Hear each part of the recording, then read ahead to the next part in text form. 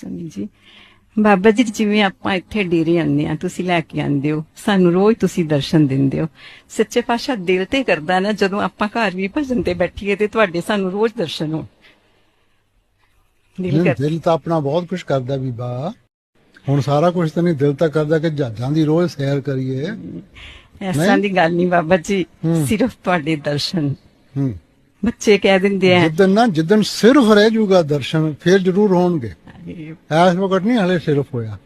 ਮਰਜ਼ੀ ਏ ਤੇਰੀ ਸੋਹਣਿਆ, ਸਾਡਾ ਤੇ ਕੋਈ ਜ਼ੋਰ ਨਾ, ਪਾ ਦੇ ਤੂੰ ਖੈਰ ਦੀਦਾਰ ਦੀ, ਖਾਲੀ ਤੋਂ ਸਾਨੂੰ ਮੋੜਨਾ। ਦੀਨ ਦਿਆਲ ਦਇਆ ਕਰੋ।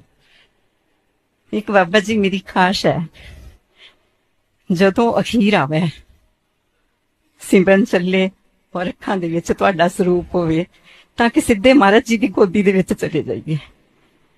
ਬੇਟਾ ਮਾਲਿਕ ਹਰੇਕ ਨੂੰ ਲੈਣ ਵਾਸਤੇ ਆਊਗਾ, ਹਰੇਕ।